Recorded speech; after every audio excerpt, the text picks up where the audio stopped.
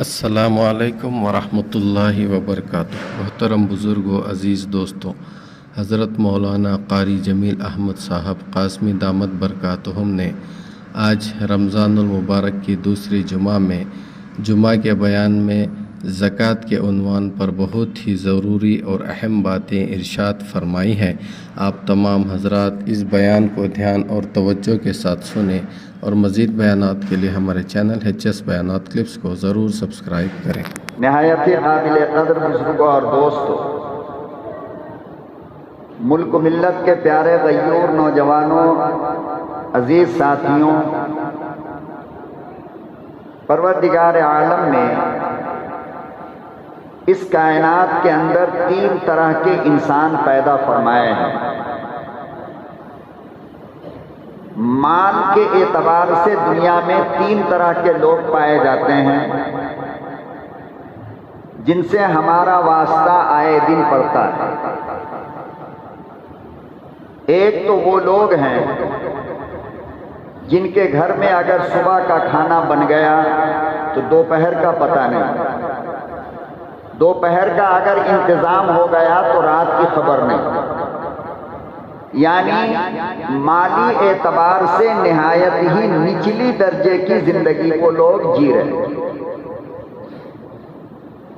پھر اس کے اندر بھی دو طرح کے لوگ ہیں۔ ایک وہ ہیں جو اپنی اس پریشانی اور اپنی اس غربتی کو لوگوں کے سامنے جا کر کے بیان کرتے ہیں اور ان سے مانگتے ہیں، جسے بھیک کہتے ہیں۔ اور ایک وہ لوگ ہیں جو شرم و حیا کی وجہ کر، کسی زمانے میں اللہ نے بہت مال دے رکھا تھا، محلے کے اندر ان کی عزت تھی، دنیا کے لوگ ان کے دروازے پر مانگنے آیا کرتے تھے، وہ دیا کرتے تھے، لیکن حادثہ آتا رہتا ہے اور کل کا بادشاہ آج کا فقیر بن جاتا ہے اور آج کا فقیر آنے والے کل کا بادشاہ بن جاتا ہے۔ یہ ہم سب نے دیکھا ہے۔ اب اس شان کے ساتھ زندگی جینے والے انسان پر حادثہ آیا، اس حادثہ نے اس کے کمر کو توڑ کر کے رکھ دیا اور غربت کے اس حالت پہ پہنچا دیا کہ دو وقت کا کھانا ان کے گھر کے اندر میسر نہیں۔ ظاہر بات ہے کہ ایسا آدمی کسی کے سامنے مانگنے کے لیے نہیں جا سکتا، اس لیے کہ اس کی عزت کا سوال ہے۔ دوسرے وہ لوگ ہیں جن کی حالت اس سے بہتر ہے، یعنی کھانے پینے کی حد تک ان کو کسی طرح کی کوئی پریشانی نہیں ہے، آرام سے کماتے ہیں اور 3 وقت کا کھانا پینا کھاتے ہیں، اپنی ضروریات زندگی پوری کرتے ہیں، مگر اسٹاک نہیں ہے، بینک بیلنس نہیں۔ ہر دن گئے، مزدوری کیا اور آ کر کے اپنی زندگی گزاری۔ ایسے لوگوں کے پاس اتنا مال نہیں ہوتا کہ جس کو یہ کہا جائے کہ یہ بیلنس ہے، یہ اسٹاک ہے اور یہ بینک کے اندر موجود ہے۔ تیسرا انسان وہ ہے جس کو اللہ نے مال کے اعتبار سے اتنا دے دیا کہ اسے خود یہ پتہ نہیں ہے کہ میرے کتنی بلڈنگ ہے شہر میں اور میرا کتنا کس اکاؤنٹ کے اندر اماؤنٹ موجود ہے، بیوی کے پاس کتنا سونا چاندی ہے، بیٹی کے پاس کتنا سونا چاندی ہے، خود ہمارے گھر کے اندر آنے والی آمدنی کتنی ہے یہ بھی ان کو پتہ نہیں چلتا۔ پروردگار عالم نے قرآن کریم کے اندر ارشاد فرمایا کہ یہ جو پہلے لوگ ہیں جن کو ہم نے بے شمار مال عطا فرمایا، بے شمار دولت عطا فرمائی، بے شمار پیسے عطا کر دیے، فرمایا میرے محبوب جناب رسول اللہ صلی اللہ علیہ وسلم آپ ان لوگوں سے زکات اصولیے اور زکات کو اصول کر کے پہلے والے لوگوں تک پہنچائیے جن کے گھر کے اندر 2 وقت کا کھانا میسر نہیں یا جن پہ زکات واجب نہیں۔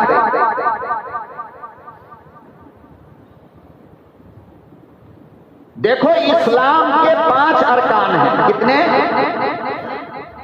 5 رکن ہیں، اور رکن کہتے ہیں عربی میں کھمبا کو۔ کس کو کہتے ہیں؟ یہ جو پایا ہے نہیں ستون، یہ جو کھمبا ہے اس کو کہتے ہیں رکن۔ مثال کے طور پر یہ چھت ہے، تو آپ کہہ سکتے ہو کہ اس چھت کے ارکان میں سے یہ 4 کھمبا ہے۔ آپ بتاؤ اگر ان میں کا کوئی ایک کھمبا نکال لیا جائے یہ چھت بچے گی؟ بچے گی؟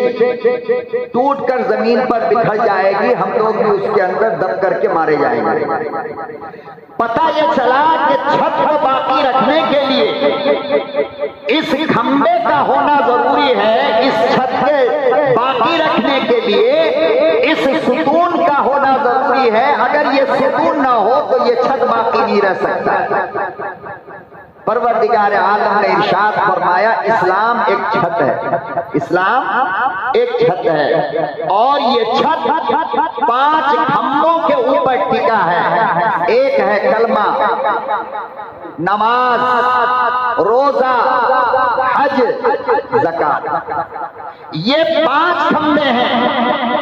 اگر ان میں سے کوئی مسلمان ایک کا انکار کر دے، فرمایا کہ پھر اس کا اسلام، اس کی چھت ٹوٹ کر گر جائے گی اور یہ کافر بن جائے گا، مسلمان باقی نہیں رہ سکتا۔ مزید بیانات کے لیے HS بیانات کلپس کو سبسکرائب کریں۔ کلمے کا انکار کر دو، اسلام ختم۔ نماز کا انکار کر دو، اسلام ختم۔ روزے کا انکار کر دو، اسلام ختم۔ زکات کا انکار کر دو، اسلام ختم۔ اللہ نے فرمایا یہ 5 ارکان ہیں اور یہ 5 کھمبا ہے جو تمہارے اسلام کی چھت کو روکے ہوا ہے۔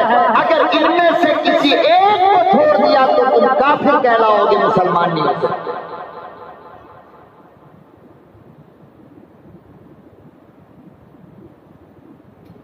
پروردگار عالم نے قرآن کریم کے اندر تقریباً 20 پر 3 جگہ 23 مقام قرآن میں ایسا ہے جہاں پہ نماز کے ساتھ ساتھ اللہ نے زکات کو بیان کیا، حج کو نہیں، روزہ کو نہیں، زکات کو بیان کیا۔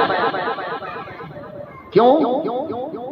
اللہ یہ بتانا چاہ رہا ہے کہ جس طریقے سے بدنی عبادت میں، جسم کی عبادت میں نماز کی اہمیت ہے، مال کی عبادت میں زکات کی اہمیت ہے، جس طریقے سے انسان کا جان، انسان کی روح گندی ہوتی ہے، پھر اس کو وضو کر کے، غسل کر کے، نماز پڑھ کر کے پاک کیا جاتا ہے، صاف کیا جاتا ہے، اسی طرح انسان کا مال گندا ہوتا ہے اور پھر زکات دے کر کے اس مال کو پاک کیا جاتا ہے۔ زکات کے معنی ہی ہے پاک کرنا۔ خذ من اموالہم صدقۃ تطہرہم، میرے محبوب آپ ان سے زکات وصول کیجئے اور زکات لے کر ان کے مال کو پاک کر دیجئے۔ پتہ یہ چلا کہ جو بندہ زکات نہیں ادا کرتا ہے وہ اپنے مال کو پاک نہیں رکھتا۔ آگے سنو، حضور اکرم صلی اللہ علیہ وسلم نے فرمایا کہ زکات کا جو حصہ تمہارے مال میں ہے وہ غریبوں کے بدن کا میل ہے۔ میں جانتے ہیں جو ہم لوگ نکالتے ہیں غسل کرنے کے ٹائم گندا، فرمایا کہ یہ غریب، یتیم، مسکین، محتاج، ان کے بدن کا میل ہے، ان کے بدن کی گندگی ہے۔ اب آپ بتاؤ کہ کوئی آدمی اس گندگی کو کھانا پسند کرے گا؟ تو زکوٰۃ نہ دینے کا مطلب کیا ہوا کہ آپ اس گندگی کو کھا رہے ہو، اور اس گندگی کو کھانے کے بعد تم اللہ کی پاک جنت کو حاصل کرنا چاہتے ہو، نہیں ممکن۔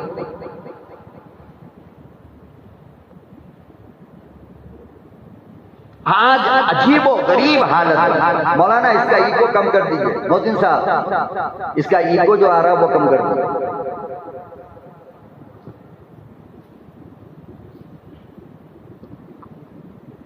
آج عجیب و غریب حالات آ گئے،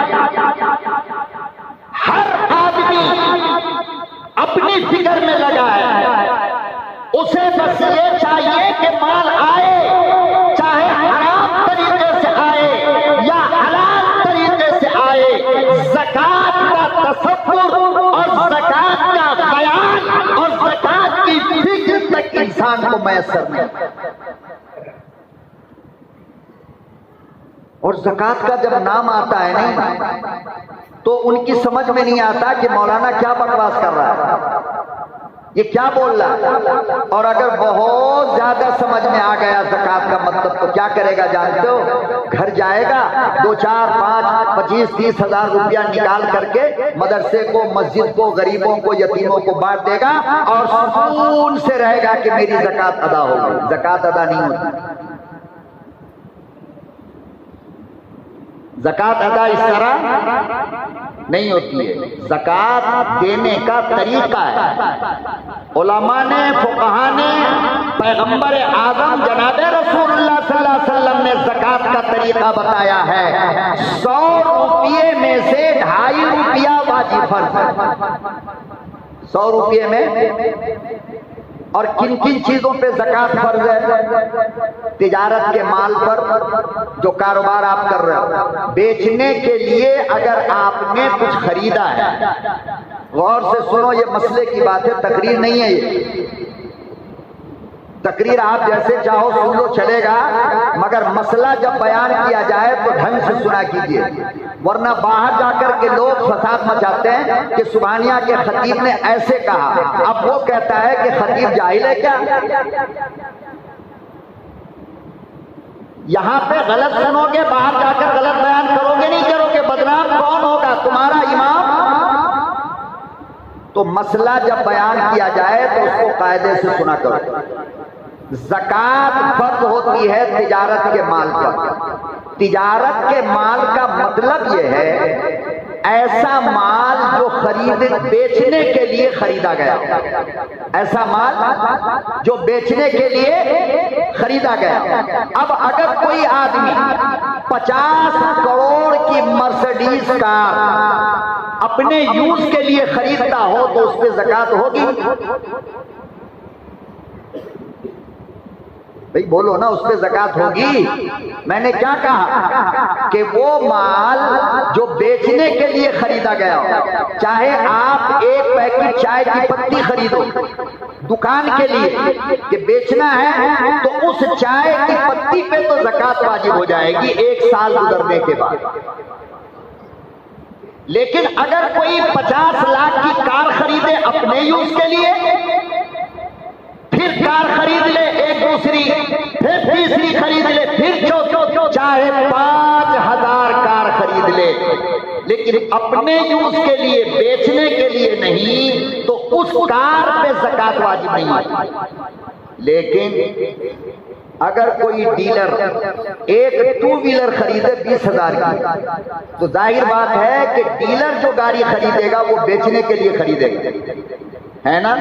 تو اس پہ زکوٰۃ واجب ہو جائے گا۔ اس کو کہتے ہیں تجارت کا مال۔ اس کو کیا کہتے ہیں؟ تجارت کا مال۔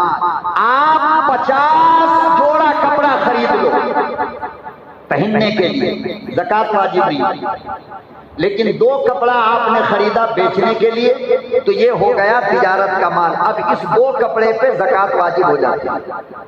تو ایک قاعدہ یاد رکھو کہ مال تجارت اس کو کہتے ہیں جو بیچنے کے لیے خریدا گیا ہو۔ مثال کے طور پر آپ نے 50 کروڑ روپے کی ایک بلڈنگ خریدا، لیکن رہنے کے لیے خریدا۔ ہم ہم اس میں رہیں گے تو اس پہ زکوٰۃ نہیں ہوگی۔ لیکن اگر آپ نے بلڈنگ خریدا بیچنے کے لیے تو پھر اس بلڈنگ کے ایک ایک پیسے کی زکوٰۃ آپ کو ادا کرنی پڑے گی۔ کیوں؟ اس لیے کہ اب وہ بلڈنگ تجارت کا مال ہو گیا۔ کیا ہو گیا؟ تجارت کا مال ہو گیا۔ تو نمبر ایک، مال تجارت پہ زکوٰۃ واجب ہوتی ہے۔ نمبر دو، سونا یا چاندی۔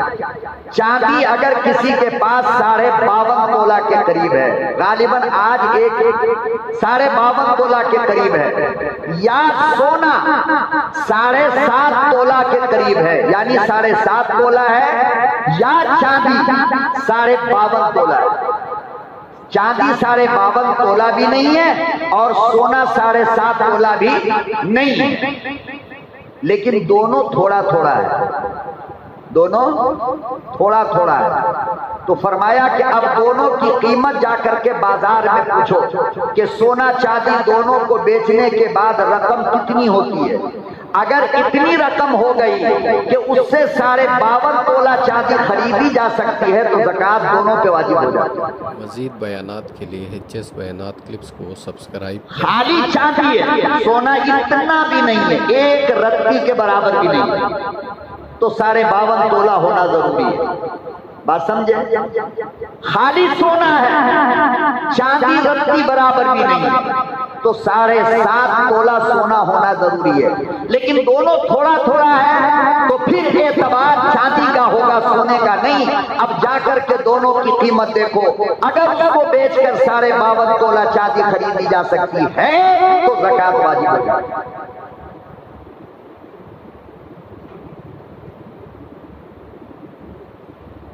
تو تجارت کے مال پر اور سونا چاندی پر اور کیش پر، یعنی کیش آپ کے پاس کتنا، بینک بیلنس۔ ایک بات یاد رکھنا مسئلے کی، بہت سارے لوگ پوچھتے ہیں کہ یہ جو آج کل مکان یا دکان کوئی لے اور ایڈوانس دینا پڑتا ہے، اب وہ ایڈوانس چاہے وہ 50,000 ہو چاہے وہ 50 لاکھ ہو، ایڈوانس میں کس کے پاس ہے؟ وہ مکان والے کے پاس یا دکان والے کے پاس، تو اس پہ زکوٰۃ واجب نہیں ہے۔ کیوں؟ نہ اس پہ زکوٰۃ ہوگی دینے والے پر، اور نہ جس کے پاس ہے اس پر زکوٰۃ واجب ہوگی۔ کیوں؟ اس لیے کہ زکوٰۃ دینے کے لیے مال کا مالک ہونا ضروری ہے، لیکن ایڈوانس کا جو پیسہ ہے اس کے ہم مکمل مالک نہیں ہیں، اور نہ وہ مکمل مالک ہے، جس کے پاس ہے وہ بھی مالک نہیں ہے اور ہم بھی مالک نہیں ہیں۔ تو جب مالک نہیں ہوئے تو اس پیسے پہ زکوٰۃ بھی واجب نہیں ہوتی ہے۔ اس کے برخلاف بینک کے اندر جو پیسہ ہوتا ہے اس کے ہم مالک ہیں، جب چاہیں اس کو نکال دے تو بینک بیلنس پہ زکوٰۃ واجب ہو جاتی ہے، فرض ہو جاتی ہے۔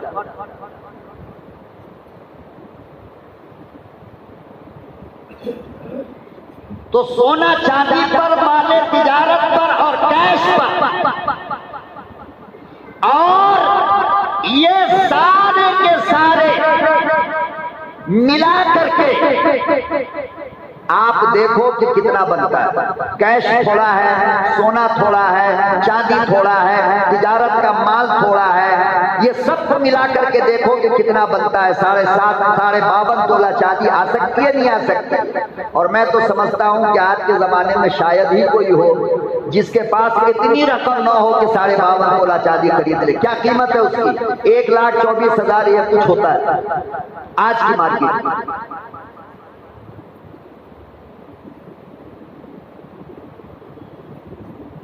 ہاں، تجارت کے مال میں ایک پوائنٹ اور بھی یاد کر لو،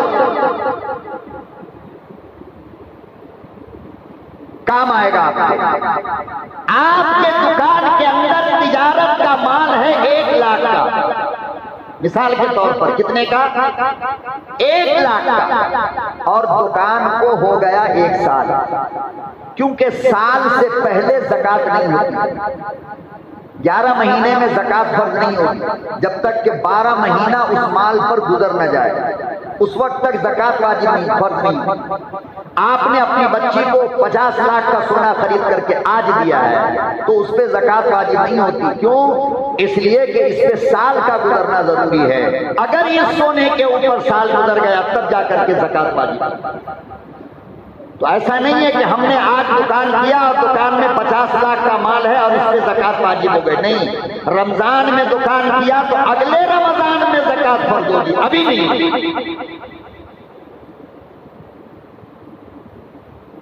دوسری بات کہ تجارت کے مال میں پورا کیش نہیں ہوتا بلکہ کچھ مال ادھار بھی ہوتا ہے نا، بلکہ اب تو اکثر و بیشتر ادھاری پہ چلتا ہے کاروبار۔ تو اگر آپ کی دکان میں 10 لاکھ کا مال ہے، اب آپ کو یہ دیکھنا ہے کہ اس مال پہ قرض کتنا ہے، تو 10 لاکھ مال کا 10 لاکھ میں سے آپ پہلے قرض نکال دیں، جتنا قرض آپ کو دینا ہے اس کو آپ سائڈ کیجئے، باقی جو پیسہ بچا آپ اس کے اوپر زکات دو گے، اور یہ فرض ہے۔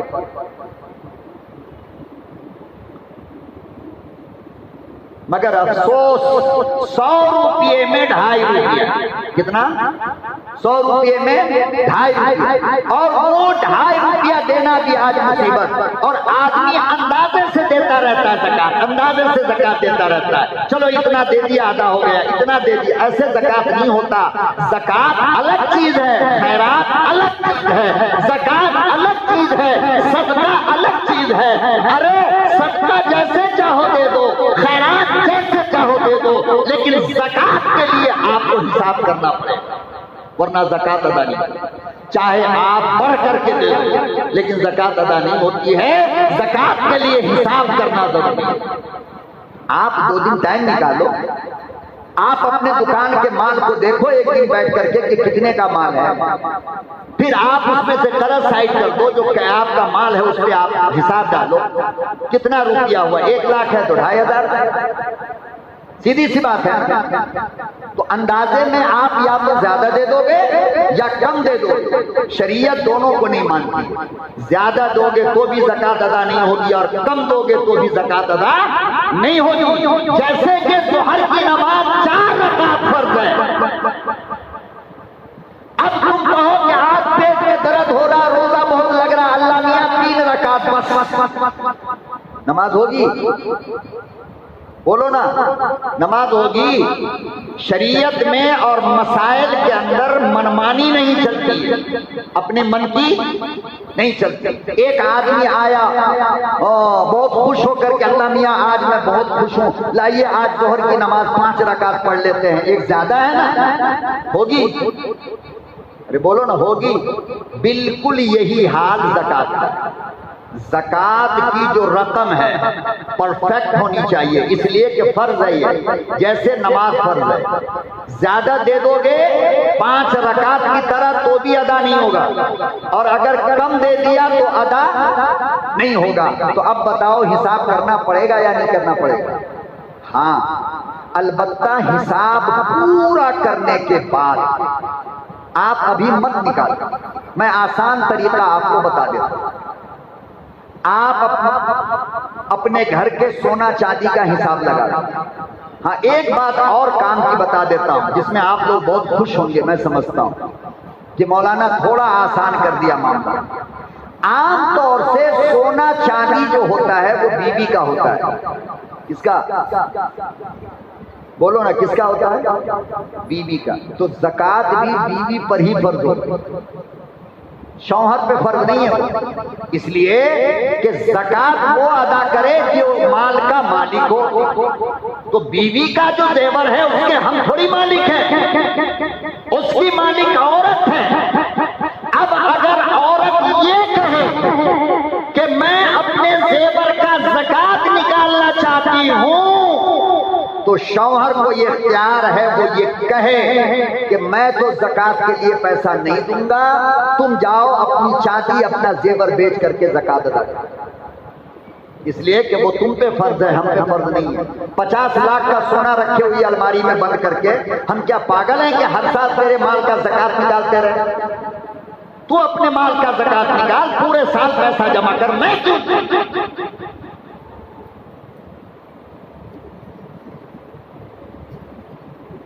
جیسے نماز بیوی کے بدلے شوہر نہیں پڑھ سکتا اور شوہر کے بدلے بیوی نہیں پڑھ سکتا، اسی طرح زکات شوہر کے بدلے بیوی نہیں اور بیوی کے بدلے بیوی کی زکات بیوی پہ واجب، شوہر کی زکات شوہر پہ واجب۔ تو آپ کو کرنا کیا ہے؟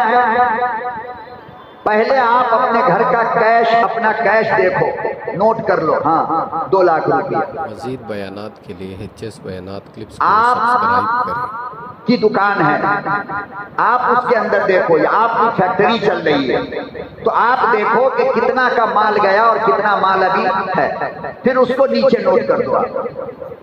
اب یہ مال کی قیمت جتنی ہوتی ہے اس کو کیش کے ساتھ ملا دیجیے آپ، پھر اس کے بعد آپ دیکھو کہ بینک کے اندر کتنا، اس طرح ٹوٹل کرنے کے بعد اس کا 2.5 پیسہ 50 پیسہ یعنی 2.5% آپ اس کے نیچے نکال دو، بالکل آسانی سے آپ کی زکات نکل جائے گی، کوئی الجھن اور کوئی پریشانی کا مسئلہ ہی نہیں۔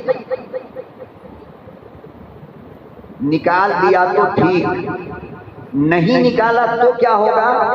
قرآن کریم کہتا ہے کہ پھر اسی مال کو قیامت کے دن اللہ اژدہا بنا کر تمہارے گردن میں لپیٹے گا اور وہ سانپ تمہاری پیشانی پہ ڈنک مارے گا۔ اور اندازہ لگاؤ دوستو، دنیا کے سانپ کی حالت یہ ہے، جہنم سے جس سانپ کو نکالا جائے گا، جس کی پیدائش آگ سے ہوگی، اس کا ڈنک اور اس کا دیا ہوا زخم کتنا تکلیف ہے۔ یہ ہمارا مال ہے۔ پروردگار عالم نے قرآن کریم میں ارشاد فرمایا، لوگوں زکات دیا کرو، زکات بڑی خطرناک چیز ہوا کرتی ہے، دے دیا تو ٹھیک ہے، اور اگر تم نے زکات نہ ادا کیا تو پھر یاد رکھو تیرا پورا مال حرام ہے۔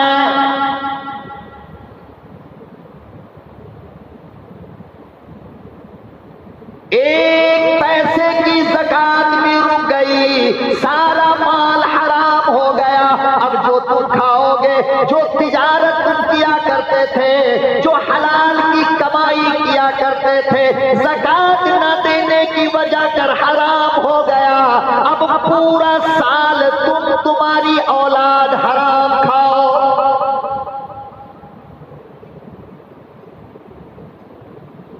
فرمایا قیامت کا دن ہوگا، عدالت اللہ پاک کی لگے گی، زکات چوری کرنے والوں تمہیں ہم جت لٹا کر تمہیں ہم لٹائیں گے، تمہارے سونے کا، تمہارے چاندی کا، تمہارے کیش کا ہم پریس بنائیں گے، پھر جہنم کی آگ میں جمع کر کے تیری پیٹھ پہ چپکائیں گے۔ یوم یحمى علیہا فی نار جہنم۔ 10واں پارہ اٹھاؤ، اللہ نے فرمایا مال زکات چوری کرنے والوں کے مال کا پریس بنے گا، لوہا بنے گا، جہنم کی آگ میں گرم کروں گا، پھر پیٹھ پہ لگاؤں گا، کبھی ادھر کبھی ادھر، کبھی سینے پہ چلاؤں گا۔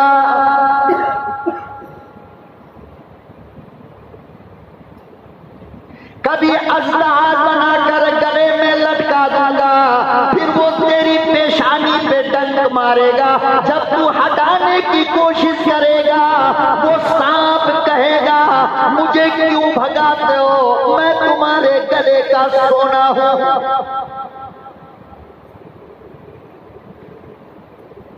مجھے کیوں بھگاتے ہو، میں تمہارے کان کی بالی ہوں،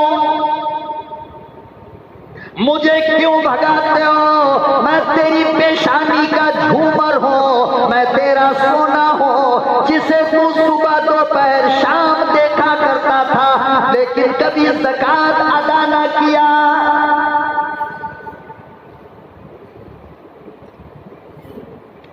یہ جو سسرال والوں سے مگنی کے نام پہ اور رسم کے نام پہ حرام کی انگوٹھیاں ڈالتے ہیں نا 8-8 تولے کی، نمک حرام کسی کی قسم کی نسل، یہ بدتمیز انسان جو سسرال والوں سے انگوٹھیوں کی شکل میں سونا اصول کر کے پہنتا ہے اور گلے کا ہار اصول کر کے پہنتا ہے، ان نمک حراموں سے پوچھو تم نے زکات دیا؟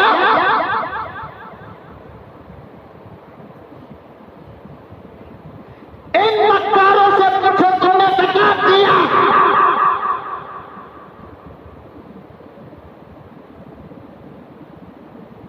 پہننے میں بڑا مزہ آتا ہے، یار کو دکھاؤ، گلی میں دکھاؤ، بازار میں دکھاؤ، حرام کا حرام کا حرام کا حرام کا، لوگوں دیکھو میرے باپ کو توفیق نہیں ہوئی تو میں نے سسرال والوں سے نکاح سے پہلے حرام کی انگوٹھی مانگ لی۔ دنیا کا سب سے بڑا چور یہ حرام خور ہے، اس سے بڑا چور دنیا میں کوئی پیدا نہیں ہوا۔ لوہا لکڑ، موبائل، گھڑی اور محلے کی چیزوں کو چرانے والا کم سے کم اتنا تو خیال رکھتا ہے کہ لوگ سوئے کہ نہیں سوئے، روشنی تو نہیں ہے، اندھیرا ڈھونڈتا ہے، لوگوں کے سونے کا انتظار کرتا ہے۔ یہ تو اتنا پاورفل چور ہے کہ یہ پورے خاندان کے ساتھ جاتا ہے چوری کرنے کے لیے، رسم کے نام پر، رشتہ پکا کرنے کے نام پر پورے خاندان، اس میں بڑے بڑے داڑھی والے چچا بھی ہوں گے، دادا بھی ہوں گے، نانا بھی ہوں گے، نانی بھی ہوگی، خاندان بھی ہوگا اور بدماش بہنوئی بھی ہوگا اور بدماش بہن بھی ہوگی، یہ سارے کو ساتھ لے کر جاتا ہے اور حرام کی انگوٹھی چوری کر کے شان سے آتا ہے۔ بتاؤ یہ انٹرنیشنل چور ہے یا نہیں؟ آپ نے دنیا میں ایسا چور دیکھا ہے؟ لیکن زکات کے بارے میں پوچھ لو، سال گزر گئے شادی کو، نمک حرام آج تک زکات دیا؟ زکات نہیں دیا۔ راڈو گھڑی پہنتے ہیں لوگ بڑے شوق سے، پہنی اللہ نے آپ کو عطا فرمایا، لیکن یاد رکھنا اس کے اندر جو کانٹا ہے، سیکنڈ کا، منٹ کا اور گھنٹے کا، یہ کانٹا سونے کا ہوتا ہے، اس پہ بھی زکات واجب ہے۔ کتنے راڈو پہننے والوں نے اپنے گھڑی کے اس سونے کے پن کا، کانٹے کا زکات ادا کیا ہو؟ قیامت میں اگر اللہ نے بس اتنا پوچھ لیا تو جواب کیا ہوگا؟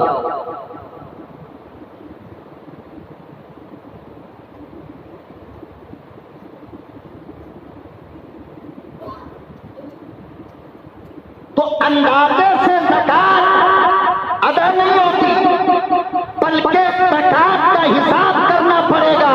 اندازے سے زیادہ دے دو گے تب بھی ادا نہیں ہوگا اور کم دو گے تب بھی ادا نہیں ہو سکتا۔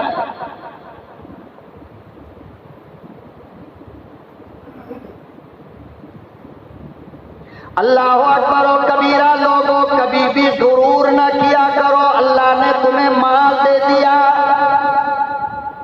پروردگار عالم نے تمہیں سونے چاندی کا مالک بنا دیا، مال دنیا جہان کا عطا فرمایا، بلڈنگ پہ بلڈنگ، بنگلے پہ بنگلے کے مالک ہو، مال تجارت ارب و خرب کے مالک ہو۔ اللہ پاک فرماتے ہیں میرے بندو، اگر تم نے ان کی زکات دے دی میں اور دوں گا، اور دوں گا، تمہارے خیال سے زیادہ دوں گا۔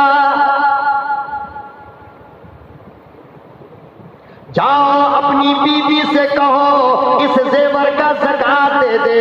اللہ کہتے اگر میں نے اگلے سال تک تیری بیوی کو اور زیور نہ دلایا تو میں خدا کہے گا۔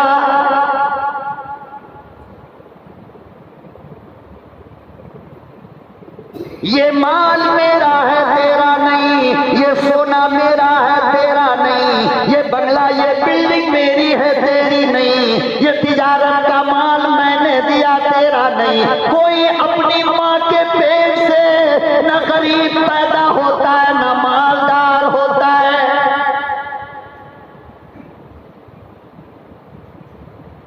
اللہ پاک ارشاد فرماتے ہیں میرے بندو تم دنیا میں آ گئے، میں نے تمہیں غریب بنا دیا، میں نے تمہیں مال والا بنا دیا، لیکن یاد رکھو مال والو تم سے 40 سال پہلے یہ غریب جنت میں جائیں گے۔ کیوں؟ اس لیے کہ مال والوں تم سے کروڑوں سوال کرے گا اللہ۔ ان غریبوں سے کیا سوال ہے؟ 5 وقت کی نماز پڑھا، کہانی ختم۔ یہ نہیں پوچھے گا حج کیا، قربانی دیا، زکات دیا، 3 سوال تو ایسے ہی ختم ہو جاتے ہیں ان سے۔ اور مال والوں سے اللہ کہے گا یہ مال لایا کہاں سے؟ یہ مال قرآن حدیث میں آتا ہے کہ اس کے لیے تب تک جنت اور جہنم کا فیصلہ نہیں ہوگا جب تک کہ اللہ ان سے یہ بات نہ پوچھ لے کہ یہ مال آیا کہاں سے اور پھر آیا تو گیا کہاں۔ یہ 2 سوال کا پرفیکٹ جواب دے گا، پھر جنت یا جہنم کا فیصلہ۔ سوچو کتنی بڑی بات ہے اور کتنی بڑی مصیبت ہے۔ کون جواب دے؟ کون ہے جسے مال کے آنے کی فکر ہو، اور کون ہے جو دیکھتا ہے کہ حلال طریقے سے آیا یا حرام طریقے سے آیا؟ یہاں تو بس یہ دیکھنے والے لوگ ملتے ہیں، آئے چاہے جیسے، رشوت سے آئے، سود سے آئے، چوری سے آئے، جیسے بھی آئے بس آئے۔ اور ایک غلطی اور سنو، معاف کرنا مجھے، میں اپنی زبان کا چوری نہیں کر پاتا، جو صداقت ہے اسلام اور شریعت اس کو بیان کیے بغیر مجھے دانا ہضم نہیں ہوتا۔ لوگ ایڈوانس کے نام پر پیسہ لیتے ہیں، مکان والے کرایہ دار سے اور دکان کے کرایہ دار سے۔ ان سے کوئی جا کر کے کہے کہ آپ نے یہ جو مکان اور دکان کا ایڈوانس لیا ہے اس کا استعمال کرنا آپ کے لیے جائز ہے؟ 100 سال تک اگر کوئی تمہارے مکان کے کرایہ دار ہے تو 100 سال تک تم کو بالکل وہی پیسہ اٹھا کر کے رکھنا پڑے گا جو پیسہ کرایہ دار نے دیا ہے۔ پیسہ بدلنے کی شریعت کی اجازت نہیں، اور تم کو کھانے کی اجازت دے دے گی شریعت؟ او جب خالی کرو گے جب دے دیں گے، نہیں، یہ حرام ہے، ناجائز ہے۔ شریعت کہتی ہے یہ رہن ہے، یہ امانت ہے مکان والے کی، کرایہ دار کی، تم کو تو پیسہ بدلنے کی بھی اجازت نہیں ہے۔ اگر 500 کا نوٹ ایڈوانس کے بنڈل میں دیا ہے، تم چلر بنا کر کے نہیں دے سکتے ہو تو کھانا کیسے حلال ہوگا؟ لوگ ایڈوانس لے گا اور دھڑام سے لے جا کر کے کسی مکان میں، بلڈنگ میں ادھر ادھر لگا دے گا، نہ حرام کی فکر نہ حلال کی فکر، یا نہیں تو سودی لے جا کر کے دے دے گا۔ اب بیچارے غریب کو لوٹائے گا 1 لاکھ، مگر اس 1 لاکھ سے سودی کاروبار کر کے 50 لاکھ کما لیا 10 سال۔ بتاؤ یہ حرام نہیں؟ اور ایسے مال کھا کر جنت کی امید؟ آہا کیا بات ہے سر۔ مزید بیانات کے لیے HS بیانات کلپس کو سبسکرائب کریں۔ پروردگار عالم نے کلام مقدس میں ارشاد فرمایا میرے بندو یاد رکھو، نماز میں کمی کوتاہی اگر ہوتی ہے وہ میرا حق ہے، میں معاف کر دوں گا، لیکن مال کی گڑبڑی کرو گے اس کا مالک میں نہیں، میرا بندہ ہے۔ جب تک میرا بندہ معاف نہ کرے معاف نہیں ہوتا۔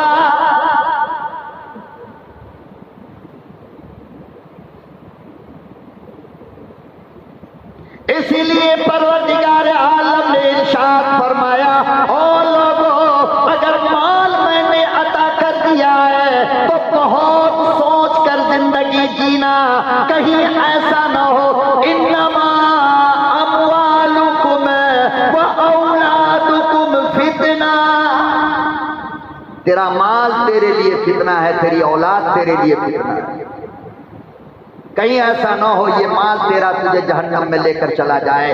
اور اکثر و بیشتر یہ دیکھنے کو ملا ہے کہ جن لوگوں کو اللہ پاک نے مال عطا فرمایا اکثر و بیشتر وہ اپنی پہلی والی زندگی کو بھلا دیتے کہ کبھی میری ماں بھی کسی کا برتن دھو کر کے میرے پیٹ کی پرورش کرتی تھی، لوگ کو یاد نہیں رہتا، ماں بوڑھی یاد دلائے تو بھی اسے جھٹک دیتا ہے. اسے یہ بھی نہیں یاد رہتا کہ آج تو لاکھوں بنگلے کا مالک بن گیا لیکن کل تک تو کرائے پہ رہتا تھا. وہ کرائے والی زندگی بھول جاتا ہے. نتیجہ یہ ہے کہ اللہ لکیر کا فقیر بنا کر کے دنیا سے اٹھاتا ہے, بھیک مانگتے ہوئے دنیا سے جاتا ہے. نعمت کے انکار شکر نہیں. حدیث میں آتا ہے جناب رسول اللہ صلی اللہ علیہ وسلم نے صحابہ کی مجلس میں, جیسے آپ بیٹھے ہو نا, اسی طرح صحابہ مسجد نبوی میں بیٹھے تھے اور آقا دو جہاں صلی اللہ علیہ وسلم واقعہ سنا رہے ہیں. فرمایا کہ سنو ابو بکر, سنو عمر, سنو عثمان, سنو علی.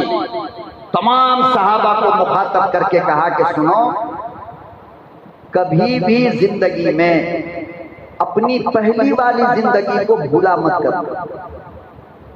جن لوگوں نے پچھلی زندگی کو بھلا دیا ہے وہ مرنے سے پہلے برباد ہو گئے. بہت طاقت آ گیا نا 20 سال میں, جم کرتے ہو, باڈی بہت تگڑی ہو گئی ہے, تو اللہ کہتے ہیں کہ اکڑنے کی ضرورت نہیں. اس ناپاک قطرے کو یاد کرو جس سے میں نے تم کو بنایا ہے, کہ اس ناپاک قطرے کی حقیقت کیا ہے. کپڑے پہ لگ جائے تو نماز جائے بغیر دھوئے ہوئے. اس کو یاد کرو گے تو اپنی باڈی کو پھلانے کا ٹائم نہیں ملے گا, سکڑنے کا ٹائم ملے گا. یار میری تو بس اتنی سی حیثیت ہے کہ میں ناپاک پانی کا بنا.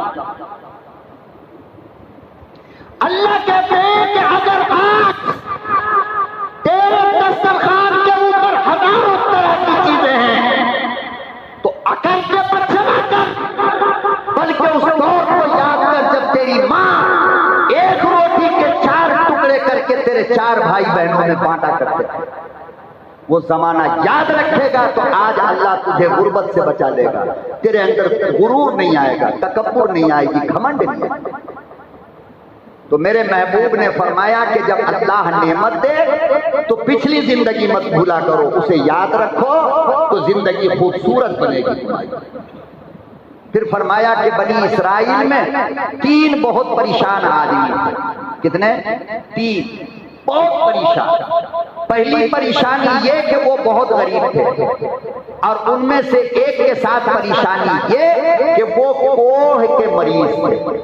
برس کا مرض جسے کہتے ہیں, کوڑھ کا مرض جسے کہتے ہیں. کوڑھ کا مرض آپ سمجھتے ہو؟ پتہ نہیں یہاں کیا بولتے ہیں, ہمارے یہاں تو سب لوگ سمجھتے ہیں, بہاری بنگالی یوپی والا سب کوڑھ ہی بولتا ہے. کوڑھ کا مرض وہ ہوتا ہے کہ جس کے اندر انگلی میں, پاؤں کی انگلی میں, دونوں پاؤں کی انگلی میں اور کبھی بدن میں زخم ہو جاتا ہے, اور اس زخم سے ہر وقت پانی نکلتا رہتا ہے. وہ ٹھیک ہی نہیں ہوتا, ہر وقت پانی آتا ہے, ہر وقت. وہ ٹھیک نہیں ہوتا, کسی دوا سے بھی ٹھیک نہیں ہوتا. اسے کہتے ہیں کوڑھ کا مرض. تو ایک بندہ تو غریب بھی تھا اور کوڑھ کا مرض بھی تھا, اور ایک بندہ جو گنجے کا مریض تھا اور غریب بھی تھا. گنجے کا مریض اس کو کہتے ہیں جس کے سر میں بال آتا ہی نہیں, جو کٹوا لے اس کو گنجا نہیں کہتے. ہم لوگ غلط کہتے ہیں کہ یہ گنجا ہو گیا. نہیں, گنجا ایک بیماری کا نام ہے کہ اس کو بال نکلتا ہی نہیں ہے اور ہر وقت سر میں کھجلی ہوتی رہتی ہے. ہم نے تو اب تک ایسا مریض دیکھا نہیں, کہیں کوئی ہوگا تو ہوگا, اللہ بہتر جانے. ہر وقت اس کے سر میں کیا ہے, جس کی وجہ کر اللہ اس کو ناخون بھی نہیں دیتا. عجیب قدرت والا ہے اللہ نے. جب گنجے کا بیماری دے دیا, مرض دے دیا, اور ہر وقت اس کو کھجلی ہوتی رہتی ہے, تو اللہ اس کو ناخون بھی نہیں دیتا. کیوں نہیں دیتا؟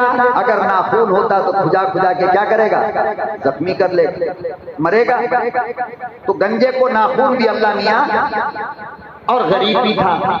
تیسرا ایک آدمی تھا جو نابینا تھا اور غریب بھی تھا. ماں کے پیٹ سے نابینا بھی تھا اور غریب بھی تھا.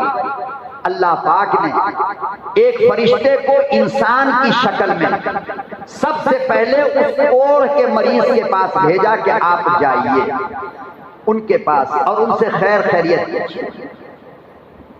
اللہ اکبر و کبیرہ. خدا کا یہ فرشتہ انسانی شکل میں سب سے پہلے کوڑھی کے پاس آیا, اس بیمار کے پاس آیا اور خیر پوچھنے کے بعد فرشتے نے پوچھا کیا حال ہے؟ وہ کہنے لگے ارے میاں کیا حال پوچھتے ہو، غریبی جان مارتی ہے اور یہ بیماری مصیبت میں لا کر کھڑا کر دیا، یہ زخم اتنا بدبو دیتا ہے کہ لوگوں نے مجھے گاؤں سے نکال کر یہاں رکھا ہے اور کوئی میرے قریب نہیں آتا، کیا بیٹا کیا بیٹی کیا بیوی،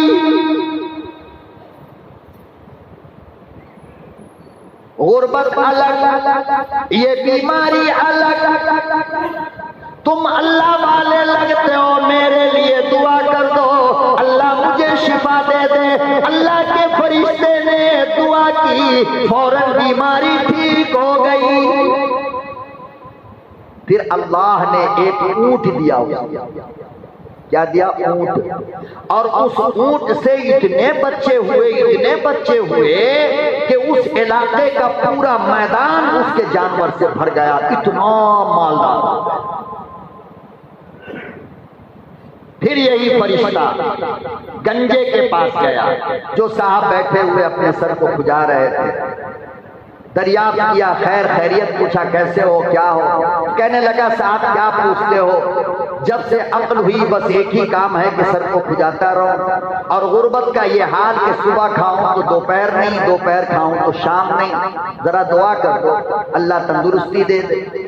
آج بھی لوگ جب پریشان ہوتے ہیں نا تو بہت دعا کراتے ہیں، اور اسی مولانا کی دعا سے جب اللہ شفا دے دیا، اب یہی مولانا گیا، بھائی ایک مدرسہ چلتا ہے، ذرا 200 روپیہ چندہ، مولانا بعد میں آ جائے۔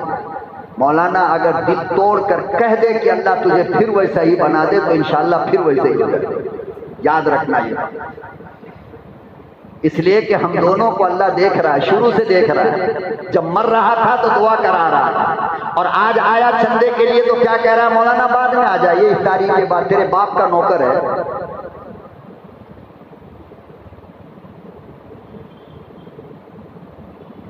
تو کہنے لگا کہ دعا کر دو کہ اللہ صحت دے دے، عافیت دے دے۔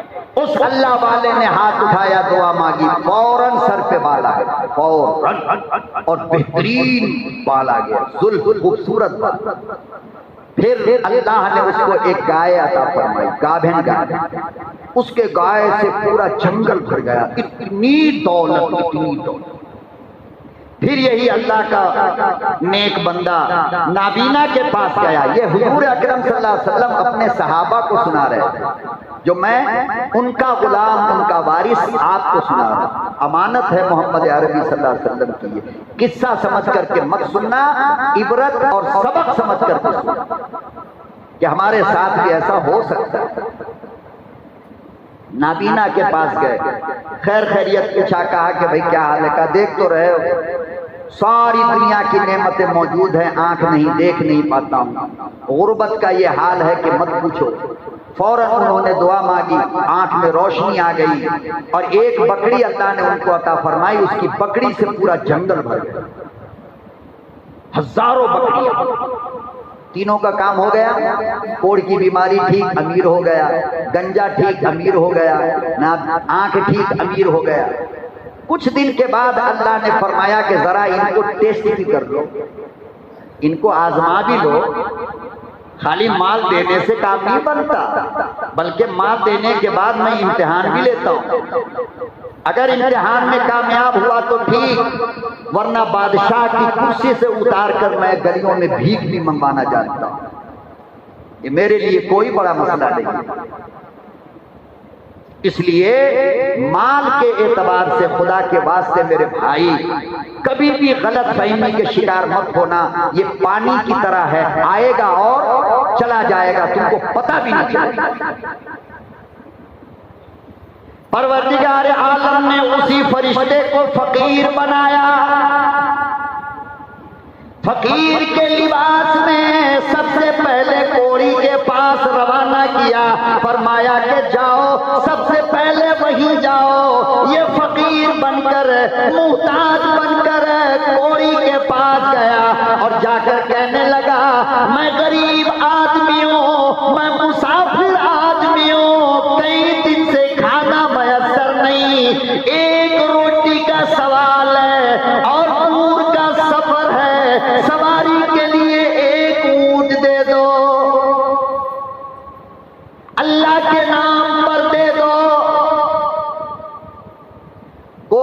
کہنے لگا کون اللہ، کیسا اللہ، میں تو جانتا بھی نہیں۔ اس فقیر نے کہا تو پھر سن، تو کوڑی تھا، بیمار تھا، پورے زخم سے بھرا تھا، میں نے دعا مانگی، اللہ نے شفا دے دیا۔ تو فقیر تھا، اللہ نے یہ دولت دے دی۔ کہنے لگا نہیں نہیں، یہ دولت ماں باپ کے زمانے سے ہے، مجھے کبھی بیماری آئی نہیں۔ فرشتے نے کہا اگر تو جھوٹ بولتا ہے تو اللہ تجھے پھر ویسے ہی کر دے جیسا تھا۔ حضرت کا پورا چمڑا اتر گیا اور پھر جگہ جگہ سے زخم بن کر پانی آنے لگا، اور اونٹ میں ایسی بیماری پیدا ہوئی کہ سارا جانور ایک جانور نہ بچا۔ پھر یہی فقیر اس گنجے کے پاس گیا اور جا کر کے کہا کہ صاحب دور کا مسافر ہوں، بھوک لگی ہے، ایک روٹی دے دو اور ایک جانور دے دو تاکہ میں اس پر بیٹھ کر کے سفر کر سکوں۔ کہنے لگا نہیں نہیں، تو تو بہت بڑا بھکاری لگتا ہے، جیسے میرے سے ٹیکس وصولنے آیا ہے۔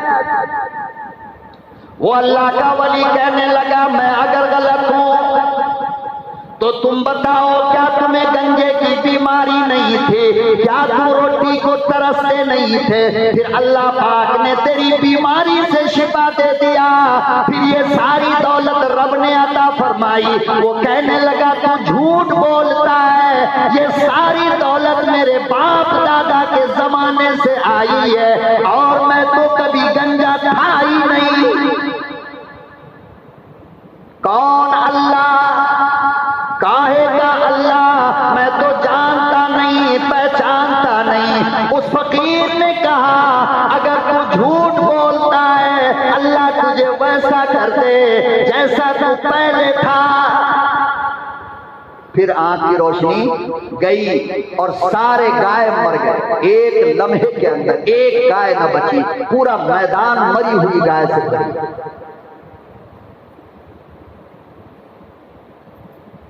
پھر یہ اللہ والا نابینا کے پاس گیا اور کہنے لگا میں مسافر آدمی ہوں، میں غریب ہوں، میں فقیر ہوں، میں محتاج ہوں، اللہ کے لیے ایک روٹی کا سوال ہے، اللہ کے لیے ایک جانور کا سوال ہے۔ اللہ اکبر و کبیرہ۔ پھر اس فقیر نے کہا پہلے تم اندھے تھے، اللہ نے روشنی دے دی، پہلے تم غریب تھے، اللہ نے یہ سارا مال عطا فرمایا۔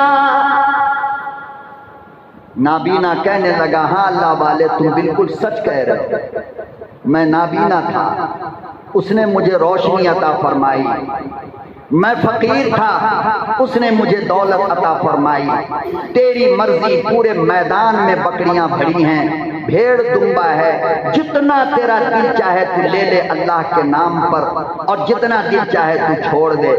اس نے اپنا نقاب اٹھایا، اپنی اصل صورت میں آ کر کے کہا کہ میں خدا کا فرشتہ ہوں، آپ کی آزمائش کے لیے آیا تھا، مجھے کب بھوک لگتی ہے اور مجھے کب سواری کی ضرورت ہے، جا تجھے اللہ اور عطا فرمائے۔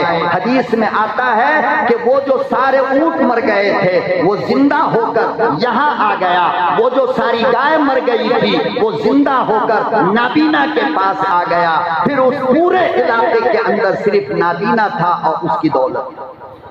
میرے محترم بزرگوں اور دوستو، اسی کو اللہ نے قرآن میں کہا لئن شکرتم لازیدنکم، اگر میرا شکر ادا کرو گے، مال خرچ کر کے، زکوٰۃ دے کر، صدقہ خیرات کر کے، تو لازیدنکم، یہ مت سوچو کہ زکوٰۃ دینے سے سونا کم ہو جائے گا، چاندی کم ہو جائے گا۔ اللہ کہتا ہے میرے بندے میں خدا تم سے وعدہ کرتا ہوں لازیدنکم، ایک کا 10 دوں گا، 10 کا 70 بنا دوں گا۔ تو اپنی جھولی دروازہ کھول کر کے تو دیکھ لے غریبوں کے لیے۔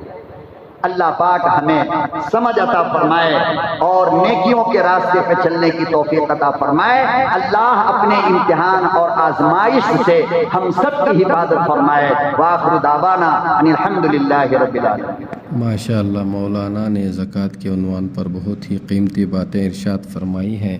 اللہ تعالی ہم تمام سننے والوں کو ان باتوں پر عمل کرنے کی توفیق عطا فرمائے۔ اگر آپ حضرات کو اس بیان سے فائدہ ہوا ہو تو دوسروں تک ضرور شیئر کریں۔